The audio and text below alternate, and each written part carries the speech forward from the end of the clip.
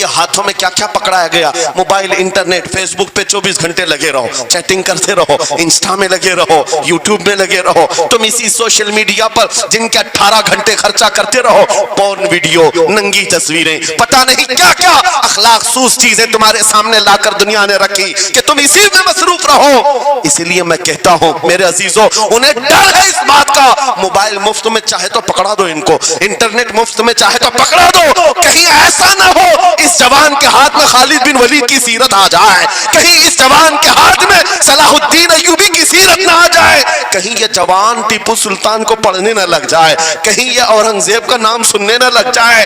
اسی لیے مار مار کر کے اس در سے چہرہ موڑ دیا گیا ہے. عزیزان گرامی وقار, وہ ہزار موڑے. میں انشاءاللہ یہ بات ضرور کہوں گا آپ کو, پھر میں کہتا ہوں, میں نے تو مثال میں 4 نام لیے اور ایسے نام لیے ہیں کہ پتہ نہیں اورنگزیب کا نام لیتے ہیں تو لوگوں کو تکلیف ہونے لگتی, آج ہوتی ہے نا. مجھے سمجھ میں نہیں آتا اورنگزیب کیسے مارا تھا, اتنے سال تک درد کر رہا ہے. کیا کیا تھا تم نے, ابھی تک درد جا نہیں رہا ہے. میں آپ کو اس لیے بتا رہا ہوں اے نوجوانوں کہ کہاں تم چوہوں کی سیرت پڑھنے لگ گئے, تمہیں نبی پاک کے شیروں کی سیرت پڑھنی چاہیے. سبحان اللہ. جب آدمی بزدلوں کے پیچھے بھاگتا ہے تو بزدل ہوتا ہے. تم جو ہے اسٹنٹ کرنے والے بالی ووڈ اور ہالی ووڈ کے پیچھے مت بھاگو, ان کی ریئل لائف کچھ نہیں ہے, وہ پردے میں جو دکھتا ہے حقیقت میں ہوتا نہیں. ہاں اسٹنٹ کرنا اور ہے. رسول اللہ صلی اللہ علیہ وسلم کے ایک صحابی خالد بن ولید کی مثال لا کر دکھا دو. 125 جنگوں میں شرکت کیا, ایک جنگ میں بھی شکست نہیں ہوئی. بے شک. ایک ہاتھ میں تلوار جو اٹھاتے تھے اس کا وزن 35 کلو کا تھا, دوسرے ہاتھ میں جو ڈھال پکڑتے تھے اس کا وزن 40 کلو کا تھا. ہاں یہ جوان ہوا کرتے ہیں, اسٹنٹ مین نہیں ہے. وہ کون سی دولت تھی ان کے پاس, کون سی طاقت تھی جسے لے کر کے وہ میدانوں میں بے خود اتر جاتے تھے. عزیزان گرامی وقار, وہ چیز ایک بار تمہارے سینوں میں آ جائے. میں آج پوچھتا ہوں, دل پر ہاتھ رکھ کر کے بتاؤ, اتنے دنوں سے جوان ہو گئے, بڑے ہو گئے, سمجھ آ گئی, عقل آ گئی, کیا کبھی کوئی رات ایسی آئی ہے تمہارے دل میں تڑپ پیدا ہو گئی ہو, بار بار ہمک اٹھتی ہو, دنیا کی رنگینیاں بہت دیکھ لیا, مولا ایک بار تیرے نبی کا چہرہ دکھا دے, مجھے آمنہ کے لال کو دیکھنا ہے, اس حسن جہاں آرا کا دیدار کرنا ہے. کبھی تمنا ہوئی, کیوں نہیں ہوئی؟ کون سی ناممکن بات تھی؟ آتا ہے فقیروں پہ انہیں پیار کچھ ایسا, خود بھیک دیں اور خود کہیں منگتے کا بھلا, مانگا ہوتا تو ضرور ملتا, اور ان آنکھوں میں ایک بار وہ لذت آشنائی آ جاتی تو پھر فخر سے تم بھی ہر جگہ گھومتے, اور پھر یہ کہتے پھر کہ گلی گلی تباہ ٹھوکریں سب کی کھائی کیوں, دل کو جو عقل دے خدا تیری گلی سے جائے کیوں. جن کو لذت آشنائی مل گئی تھی وہ کہتے تھے. یہ حضور پاک صلی اللہ تعالیٰ علیہ وسلم کی آشنائی کی لذت جسے ملی وہ پھر یہ کہتا ہے میں گدا ہوں اپنے کریم کا, میرا دین پا رہے نہ نہیں, اور مانگنا بھی ہو ادھر ادھر نہیں مانگتا. آج بی جے پی کی حکومت چل رہی, یہاں سے کچھ لے لے, کل کانگریس آ جائے گی, وہاں سے کچھ لے لے. غلام رسول بی جے پی کانگریس کے بیچ میں نہیں گھومتا پھرتا, اس کا مسلک یہ ہوتا ہے, اس کا مسلک صرف یہ ہوتا ہے, کر کے تمہارے گناہ مانگے تمہاری پناہ, تم کہو دامن میں آ تم پہ کروڑوں درود, یا رسول اللہ آنکھ عطا کیجئے اس میں ضیاء دیجئے, جلوہ قریب آ گیا تم پہ کروڑوں درود, درد ہو تو بھی یہ کہے شافی ہو نافی ہو تم, وافی ہو کافی ہو تم, درد کو کر دو دوا تم پہ کروڑوں درود. یہ بات وہ بندہ کہتا ہے جسے لذت آشنائی ملی ہے, نبی پاک صلی اللہ تعالیٰ علیہ وسلم کی محبت میں فنا ہو. میں ایک بات بتاتا ہوں, حضرت جنید بغدادی رضی اللہ تعالیٰ عنہ کے دور میں ایک بڑا مسئلہ پیش آیا تھا. ایک آرٹسٹ آیا تھا, ایک مصور جو تصویریں نکالتا تھا, جو اس کمال یہ رکھتا تھا کہ اس کو جیسے آرڈر دیا جائے ویسی تصویر نکالتا. یعنی کوئی سامنے بیٹھ کر کے بتائے میرا محبوب ایسا تھا ویسا تھا, وہ اس کی سن کر کے تصویر نکالتا, صرف اس کو حلیہ بتاؤ تصویر نکالتا. اس کا کمال تھا. لوگ اپنے اپنے محبوبوں کی محبوباؤں کی تصویریں نکالتے, اور جب اس کے گھر کے پاس بھیڑ لگی تھی, اسی بھیڑ میں جنید بغدادی بھی تشریف لا. سید الطائفہ ہیں, ولیوں کے سردار ہیں اپنے زمانے. جب آپ کا نمبر آیا مصور نے دیکھا تو ہکا بکا رہ گیا, کہا آپ یہاں میرے گھر؟ کہا میں نے سنا ہے تو سن کر کے محبوبوں کی تصویریں کھینچتا ہے, میں بھی تصویر بنوانے آیا. میرے محبوب اور میرے معشوق کی. کہا کہ آپ بتا دیں, حلیہ بتا دیں, میں تصویر بنا دوں گا. آپ نے کہا میرے محبوب کا حلیہ سنو, مکھ چند بدر شاشانی ہے, ماتھے چمکے لٹھ نورانی ہے, کالی زلفت آنکھ مستانی ہے, مخمور اکھیں مدبھریاں. یہ حضور پاک صلی اللہ علیہ وسلم کا نقشہ کھینچ رہے تھے. مصور نے کہا رکو رکو, یہ تصویر میرے پاس پہلے سے رکھی ہے. کہا کہ تمہارے پاس پہلے سے لوگ آرڈر دیتے پھر بنواتے ہیں. کہا در حقیقت آپ جس سے محبت کرتے میں بھی اس سے محبت کرتا ہوں, لاؤ تصویر. وہ مصور اندر گیا اور پورا قرآن لا کر جنید بغدادی کے پاس رکھا. کہا کیا ہمارے محبوب کی اس سے بہتر تصویر ہو سکتی ہے؟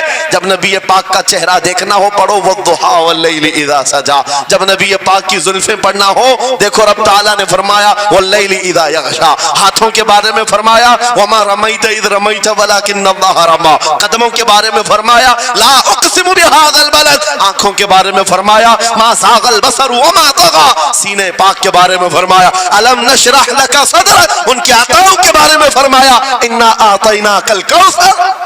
واہ بے اس شک. وقت میرے عزیزو حضرت جنید بغدادی نے قرآن اٹھایا. آج سے میں ایک بات یہ کہہ رہا ہوں, جس کے دل میں حضور کی محبت ہے وہ ہر جگہ اپنے نبی کے اپنے محبوب کے جلوے ہی دیکھتا.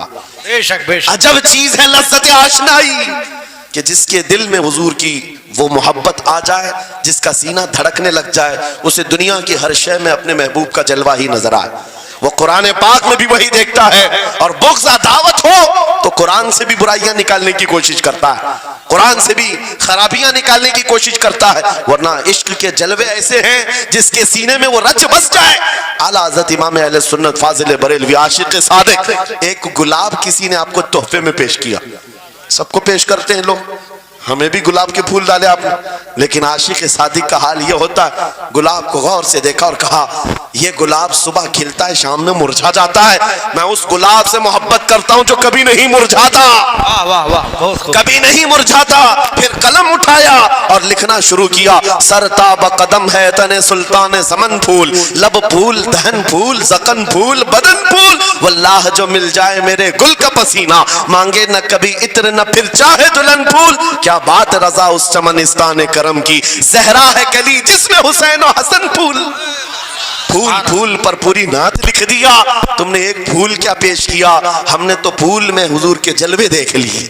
جسے یہ مل گئی وہ محبوب کے جلووں میں زندگی گزارتا ہے. اسے ہر جگہ اپنے نبی کی سنت اپنے نبی کی شریعت محبوب ہوتی ہے, پیاری ہوتی ہے. اے نوجوانوں, میرا آخری میسج یہ تقریر کا سن لو. اگر تمہارے سینے حضور کے لیے تیار ہیں اور قربان ہونے کو تیار ہیں, میں گردنیں نہیں مانگ رہا, میں نہ سر مانگ رہا ہوں, نہ تمہیں قتل ہونے کے لیے بات کر رہا ہوں. بات صرف اتنی ہے, اگر سچی محبت کرتے ہو دنیا کے ان واہیات کو اپنے سینوں میں جگہ ہرگز نہیں دو گے. تم ان خرافات کو, ان برائیوں کو جس کی لت تمہیں پڑی ہوئی ہے, گانے 24 گھنٹے کانوں میں بج رہے ہوں, صبح شام تمہارے گھروں پر میوزک کی دھن بج رہی ہو, یہ تمام چیزیں تم گھر سے نکال کر پھینک دو اور پھر کہو مجھے میرے نبی سے محبت ہے تو ان کے نغمے سنوں گا.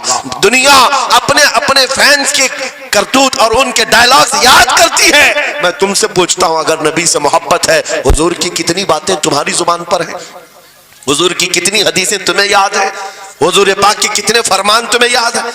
یاد رکھو جس کو محبت ہوتی ہے اس کی ہر چیز سے محبت ہوتی ہے, اس کی ہر چیز سے محبت ہوتی ہے. تم کہتے ہو جان بھی دے دیں گے حضور کے لیے, چہرہ کہاں ہے تمہارا؟ حضور پاک سے محبت ہے تو پھر لباس کہاں چلا گیا؟ تم کو پہچاننا آج مشکل ہو گیا ادھر کا ہے کہ ادھر کا ہے, اور تم کہتے ہو ہم جان بھی دے دیں گے. عملی میدان میں تمہیں اتر کر کے یہ ثابت کرنا ہوگا. دنیا اگر ننگے رہنے پر فخر کرتی ہے تو میں نبی کی سنتوں پر فخر کروں گا. سچ بات کہہ رہا ہوں یا نہیں؟ ارے ان کو چوٹی رکھنے میں شرم نہیں آتی, ہمیں داڑھی رکھنے میں کیوں شرم ہے؟ کسی کو بالیاں پہننے میں, چوڑیاں پہننے میں شرم نہیں آتی. آج کئی نوجوانوں کو دیکھا ہے وہ پتہ نہیں مرد سے کیا بن گئے, تیسری مخلوق بن گئے, پھر بھی انہیں شرم نہیں آتی. اور تمہیں حضور کی سنتوں پر کیوں شرم آئے؟ بس بات یہ ہے سچی محبت کرو. اگر دنیا حضور کی غلام کہے آپ کو تو آپ کو برا لگے گا؟ کسی کو برا لگے گا؟ ارے بلکہ ہم تو یہ کہتے ہیں دنیا ہمیں پہچانے تو حضور کے دربار کا کتا کہہ کر پہچانے. ہمیں اعتراض نہیں, برا نہیں, بلکہ ہم تو زندگی کی سعادت سمجھتے ہیں.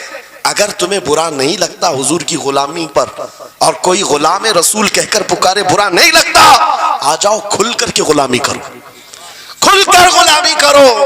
آؤ حضور پاک صلی اللہ تعالیٰ علیہ وسلم کے ان بتائے ہوئے خطوط اور راستوں پر چلتے ہیں، ہم پھر اسی راستے سے اپنا کھویا ہوا وقار حاصل کر سکتے، اپنی کھوئی ہوئی عزت حاصل کر سکتے۔ تھوڑی سی بات رہ گئی، امام اعظم ابو حنیفہ رحمۃ اللہ علیہ کے پاس کوئی شخص آیا اور کہا کہ سنا ہے مومن صادق، سچا مومن عاشق رسول جب دنیا سے جاتا ہے اس کی روح نکالنے کا طریقہ الگ ہوتا ہے، اور ایک بدبخت گنہگار یا کافر و مشرک کی روح نکالنے کا درد الگ ہوتا ہے۔ روح نکالنے کا فرشتہ ایک ہے، دونوں کی تکلیف الگ کیوں ہے؟ آپ کو شارٹ کٹ جواب دیا گیا۔ امام نے کہا جا سورہ یوسف پڑھ لے، تجھے سمجھ میں آ جائے۔ وہ بندہ گیا سورہ یوسف پڑھا، کہا اس میں تو موت کا کہیں ذکر نہیں، کیسے نکالی جاتی؟ کہا پھر پڑھ کے آیا، پھر پڑھ کے آیا، کہا اس میں کہیں ذکر نہیں۔ کہا کیا پڑھ کے آیا؟ اس میں تو یوسف اور زلیخا کا قصہ ہے، حضرت یوسف علیہ السلام کا پورا واقعہ ہے۔ کہا کیا یہ واقعہ تو نے پڑھا کہ زلیخا یوسف علیہ السلام پر ایسی فریفتہ ہو گئی، محبت میں فدا ہو گئی کہ ایک دن سارے شہر کی عورتوں کو دعوت پر بلایا اور سب کے ہاتھوں میں لیمو دیا اور چاقو دیا؟ یہ سب کے ہاتھوں میں لیمو اور چاقو یہ قرآن پاک میں موجود ہے۔